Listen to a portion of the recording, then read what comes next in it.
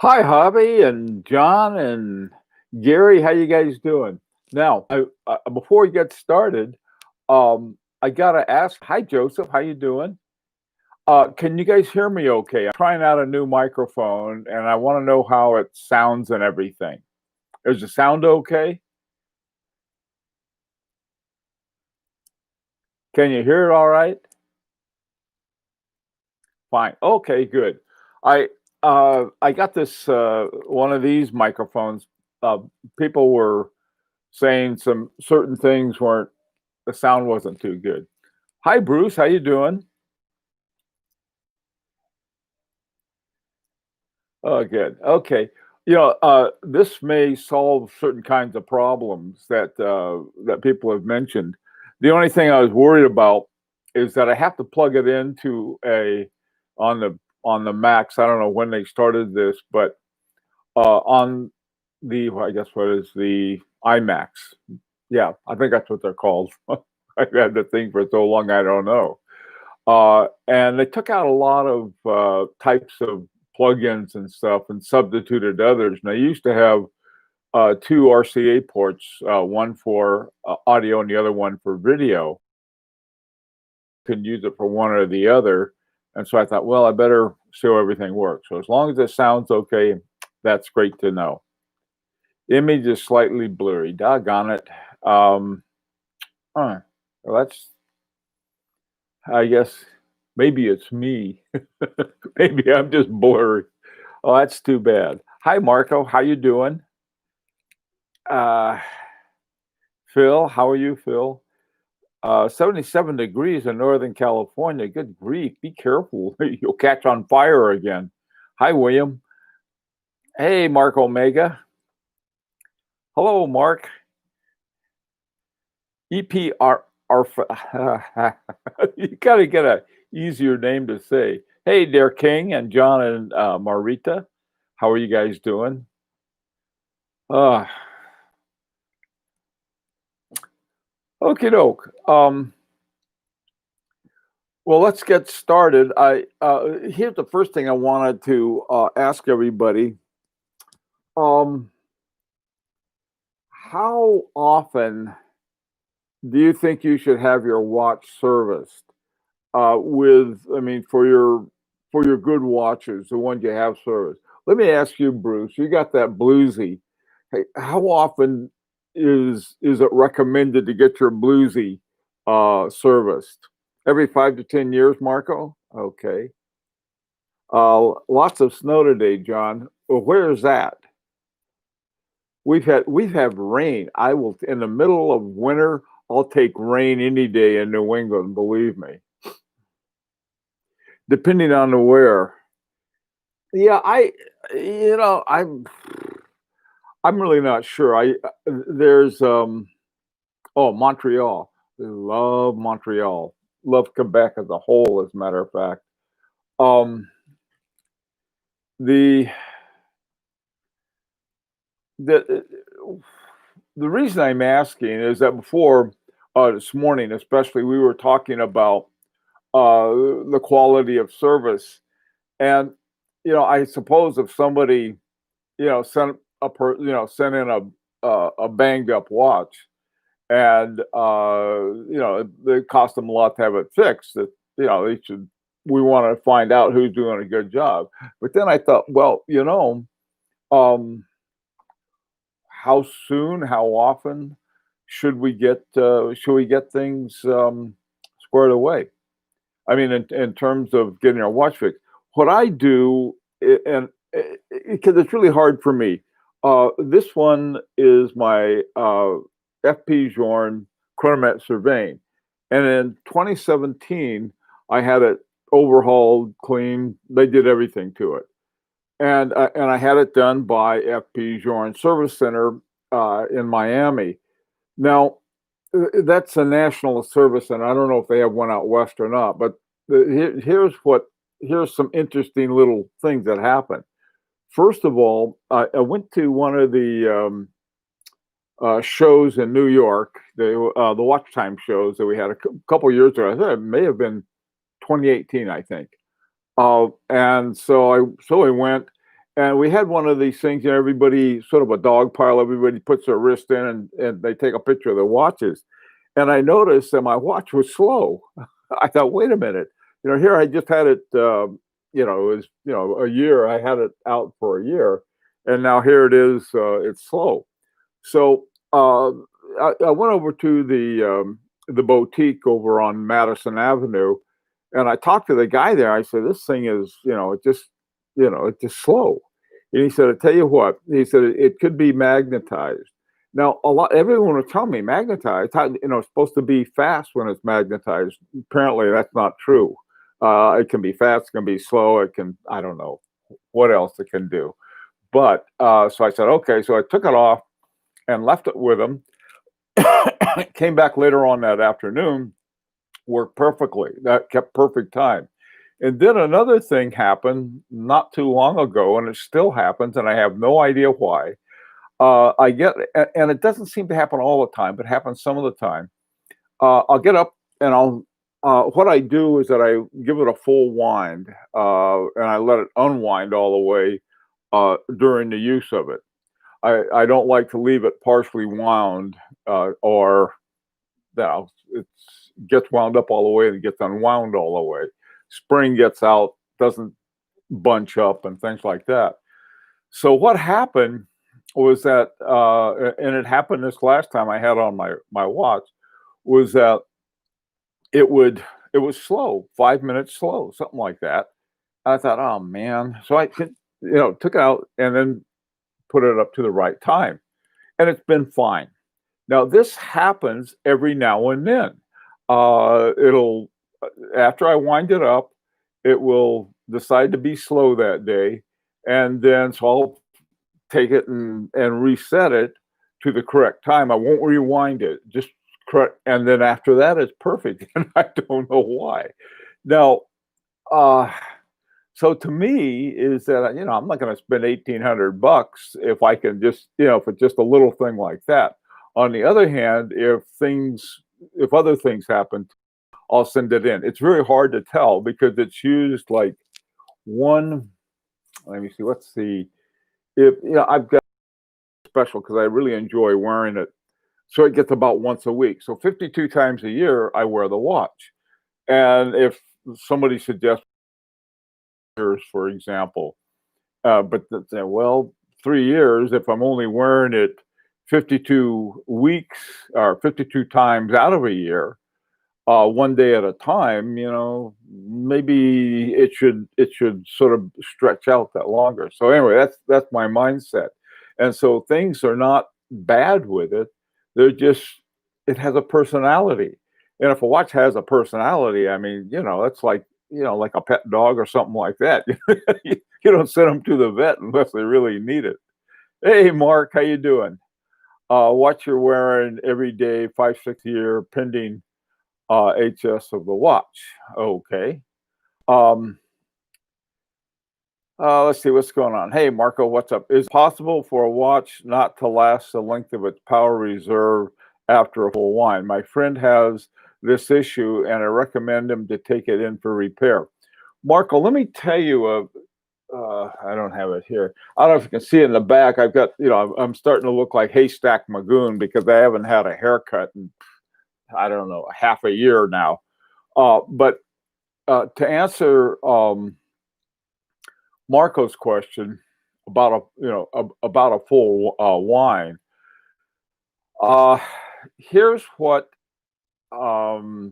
H. Moser does. On one of the things when I first met, who was it? Mike,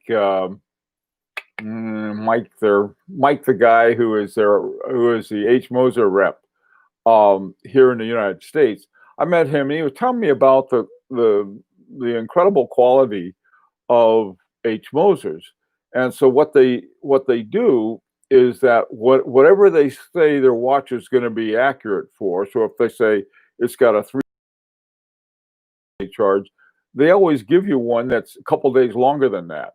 And what I found out that happens is on my Endeavor is that after 7 days it starts slowing down, because the way it's designed is that after the spring is has already get perfect accuracy for 7 days that they guarantee, and after that it's usually pretty good, but then at some point it'll not be what you want. So Marco, depending on the watch that he has, um, is so I I don't know if it really would need repair or not. That's sort of a tricky kind of thing too, because it could need a new mainspring for all I know. This is why I like to let mine unwind all the way because I don't like it. I don't like to leave it bunched up because at some point lose its power really if you leave it bunched up like that. Okay, let's see what's going on. William, Rizzo, you were not feeling well. I'm glad to hear you're better. Let's see. It's normal. Spring tension changes with time. Yeah, well, it changes. Yes, that too. Um, my sick watch gone back to Paris thanks to your help. Oh, wow. You're welcome. Send me to Paris. I haven't been there for a while. You need two mainsprings in parallel. Parallel, I don't know. The springs I like. Now this is one of the watches, one of the few watches that has um dual barrels, and the springs are, and so what happens, I don't know if you can see it or not, but you can see the two barrels there, uh, is that they each working together in parallel, there's less work for each one. And this is a way that FP Journe watches stay really accurate. you know, and mine, like I said, it has its own personality. So every now and then it'll get slow, and all I have to do is just push it up one or wherever it needs to be, and it's perfect after that. Like it's when I look at my computer says 4:12 p.m. and that's the same thing that my watch says. It's 4:12 p.m. So this, and I this was wound up yesterday because I wore it was on I think it was FP Journe Friday that we had it on. Uh, Francois Francois Paul Friday. Okay, what's going on here? Hi, Macro Mega. I had 36 millimeters with presidential bracelet with an aftermarket bezel. Aftermarket bezel. Mm. A Rolex AD wouldn't service it, and I need an AD to add a link. Do you have any recommendations who to send it to? I'm not a Rolex guy, but there may be some people here who could. The Rolex guys I know would probably tell you the same. One's at an AD here, and the other one is like I'm not sure what he's doing right now. We haven't talked for a while, and we need to. But I talked to a Rolex guy. There must be, Bruce, you're a Rolex guy. You can help him out on this. Marco's got a Rolex with an aftermarket bezel on it, and now he's running into problems that they don't want to touch it. So, hey, Rick on watches, how you doing, man? Oh, okay, William. If you can't smell, glad you're better. We have a couple people. I had another guy this morning who was getting over the crud, so I'm glad to hear it. Everybody who has, sorry to hear they have it. Hope you guys are starting to sign up for your shots. It was, hi, Derek King. What's up? You can check in the time graph for the health of the watch. Yeah, my my time graphers. I have two different time graphers. One is it's a handy little thing. I can't remember the name of the company that makes it. But anyway, that's one, and the other one is a regular. The one that I like to use, I plug into my iPhone, and that's really handy, and I don't have to get all the other stuff out after. But it's not quite as accurate. But you're right. Here's the thing. Here's why I don't a time grapher. I'm not saying you're wrong. I'm just saying this is one of the things that I ran into. There's something happened to my Zenith, and it's just I'm pretty sure it was magnetized 5 ways from Sunday, and I had taken it some years ago when I took it in. After I bought it, I sent it up to a good watchmaker, and he checked it out and serviced it and everything. He said it didn't need anything; it was in perfect shape. And so when it started slowing down on me, I checked it on the time grapher, and everything was perfect. That watch has always just run perfectly, and so I'm pretty sure what's happened has simply been magnetized.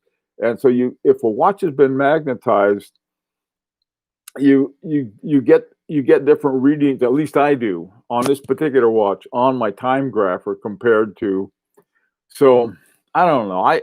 I think that my 84-year-old watchmaker here, my local guy, is so good. He doesn't use a time grapher. He honestly, and that thing, boy, I tell you, once he does something to a watch, it's perfect. And so I don't know. He's got, like the deaf, dumb, blind kid pinball wizard. This guy, this is smell how he does all of my watches that I take in, and he does them perfectly. So that's the yeah, but Derek King generally it's not a bad idea. It really isn't. If you put a resonance on a time grapher, the time grapher doesn't know what to do. It's like, what's this? Because you is really running at the same time, or two movements running, or maybe one movement running these two things, and a time grapher is like, what's that? What's going on? So I put my resonance on there, and even though the second hands, I have the dual second hands, the way you can tell everything is good resonance wise, if those second hands are exactly the same, and they have a little set you pull out, and they go right up to 12 o'clock, and then you push it in, and then they stay in perfect sync. If they're out of sync, then I would be worried, but they're not. And that was the other one I had serviced back in 2017. Oh, good. Oh, good, Paul. Glad you're back in the loop. Yeah, Haystacks Magoon. You remember him, don't you? I think he was some character out of Little Abner. Hi, Donald. How you doing, man? Power reserve not holding could indicate service is needed. Yeah, Rick on watches. That was what happened to both of my FP Journes. The power reserve indicator, something was wrong, and you're right. That's a very good indication too. Hey, Mark, I like rotating watches so they all get to run periodically. If you notice a change in performance, fast or slow, it's probably a good idea to get it serviced. Yeah, it depends on the watch. The watches I make myself, I service myself. I'll go in there with a toothpick and the regulator and get them set, and I can do a pretty good job on those. Of course, those are 6498s or clones thereof, and man, you can get those things just spot on, which is sort of a fun thing to do. Okay, let's see. Any recommendations? Okay, woo boy, we're moving along here. Hey, Blanc Pond, Blank Pan. Hi, how you doing, man? Okay, let's see. What do you got here? Spending $200 on a time grapher is a good investment. Derek King, I agree with you. I spent, I don't know, mine was about half that. A $200 one is a lot more accurate than what I've got, and the ones that they use at the manufacturers are a lot more than that. Okay, I wrote. Let's see. Okay, hi Orange Hand, how you doing? Let's see, stuff going on. What else is happening here? Um, do Moser Quick have a quick service method replacing parts from service center? Yeah, they had that. I don't know if they use that or not. I don't know if it's see the whole idea. There, look at them. What you have on the H Mosers is that you have a butterfly bridge with two screws at either end of it. Well, I don't know if you can see this or not. This is an FP Journe, but the bridge going across here, and I think there's a whole hunk of the watch that comes out, the escapement, the regulator, the whole 9 yards. They just pop that out and pop another one in. The idea is that if you send your watch in, they will replace your everything that needs to be adjusted with one that's already been adjusted. And so that is the idea behind that was speed it up. I don't know if they still do that or not because I'd heard somewhere that they quit doing that, but I'm not positive.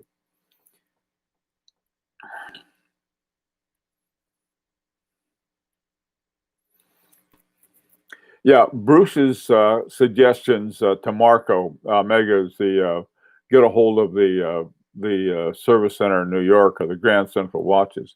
If neither one of those are, call Louis on 47th Street and tell him Bruce sent you. Okay, Orange Hat. Let's see what's up. There are lots of Rolex trained independent watchmakers you can serve. Yeah, but parts may be expensive if needed. Check out Michael Young Bracelet Repair for the link. Good idea. Good suggestion. Paris told me my watch was magnetized. It was new, wrapped in 6 inch of wrapping, and then a flying saucer.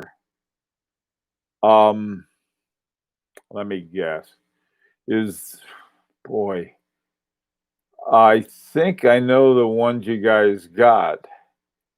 Yeah, was that one you got, John and Marita? I saw a picture of it, and it's very cool. And it comes in a Marita. See, 64.98 can be very arguable, well worth the price of admission. Love those things. Hey, Cats of Stream, yeah, you sort of got the. Well, that's okay. We got some time left before I get in trouble.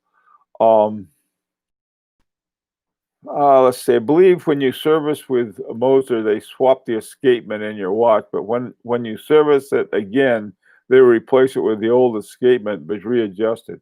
I don't know. To tell you the truth, Textrick, I have two of them. I bought them both brand new, and I've had no cause at all to take either one of them in for service. I taking in the double hairspring would be a little nerve wracking. I mean, not for them, but for me, because when I get the bill on a double hairspring, when I first got it, I was looking for some other ones. Just you get a watch and you want to see if there've been changes or something's happened, if they've updated it. And so I contacted Moser and I talked to this really smart guy there, and he said, "Oh, we make very few double hairsprings," and he told me about all of the engineering problems and all of the difficulty in doing it. And with the thing about double hairsprings is that one of the best watches I have, because they have the opposite rotations of balance wheels, and it keeps the balance stem perfectly in the middle. It's really an amazing watch, but they say the thing is really tough. Is there an automatic version of the ETA 6498? Not that I know of. Maybe that would be. They have these projects. If you go to watchmaking school, I've seen some really cool ones.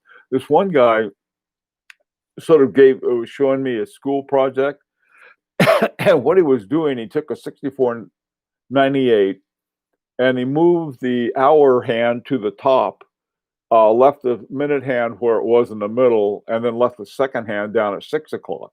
and so now we had a regulator. So that I know you could do, but I don't know if anyone took a project up. They said, well, we're going to make an automatic 6498. I just received a very underrated watch. It's a Chopard 1860 LUC with a 1.96 Geneva seal caliber designed by Michel Parmigiani. Philip Dufour said this caliber is one of the most beautiful. Boy, that does sound, Blanc Pond, that sounds really beautiful. I mean, very much so.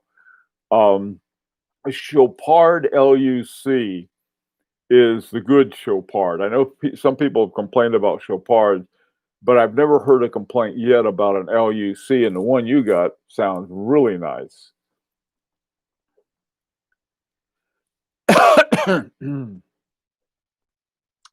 Okay, let's see. Okay, let's see what it's cost about. Anyway, so any other tips talk about that? 1800. 1800, that was for the service on what, Mark? Because that's what the service is on a FP Journe, on a regular FP Journe. Oh, hey, Blanc Pound, I imagine you would. That is, I didn't know that Michel Parmigiani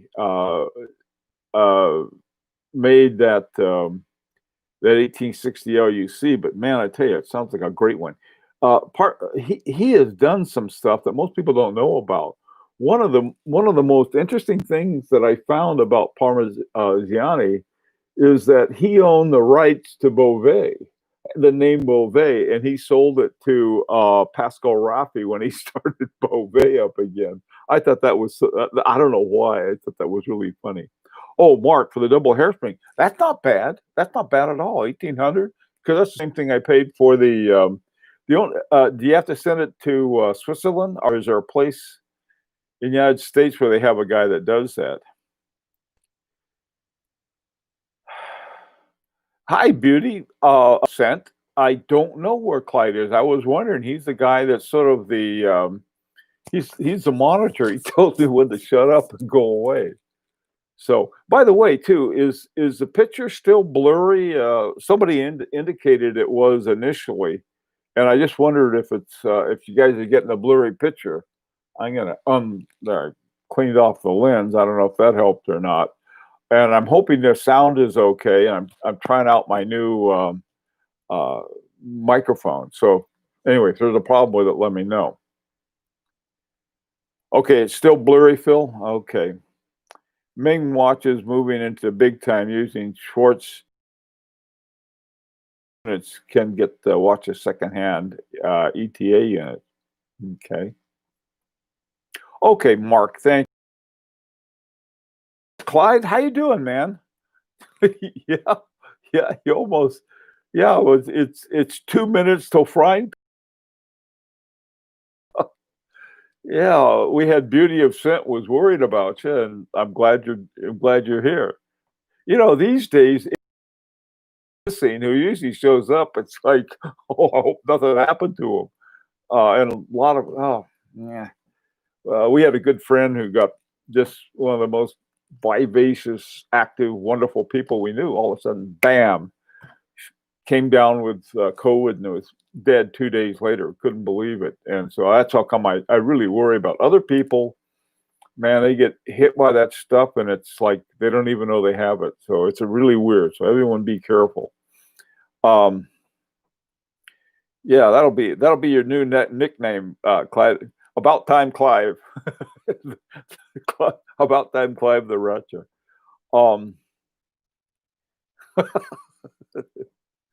Okay, $1,800 to service a watch is too expensive. It's my car payment for the entire year. Yeah, no, I mean, you know, it's okay. The